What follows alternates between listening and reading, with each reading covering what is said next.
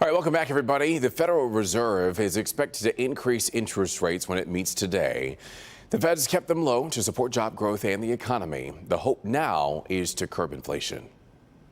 The goal of raising interest rates is to combat inflation and lower prices for consumer goods.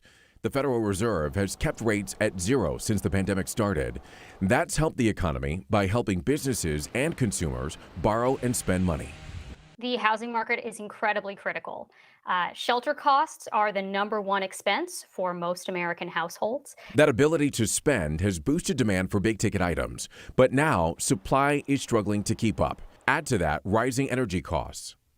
Russia's the largest energy producer, but even before that, costs were rising, as we know, because of the COVID-19 disruptions to the supply chain. New numbers show a 7.9% increase in the Consumer Price Index year over year. The cost of food has risen about 8%.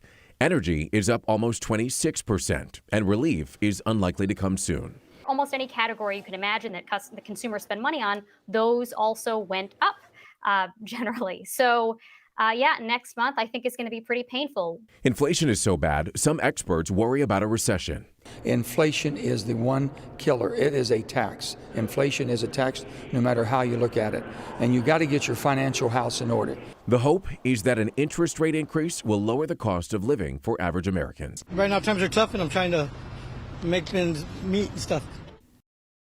And Jerome Powell, the chair of the Federal Reserve, is going to be holding a news conference. That is going to get underway at 2:30 this afternoon, so we're going to keep you posted on that, both here on the air and online at clickondetroit.com. All right, still to come, it is going to feel a lot like spring this week. But with the warmer temperatures, of course, comes some wet weather. So we'll check in with meteorologist Brandon Rue. He's got your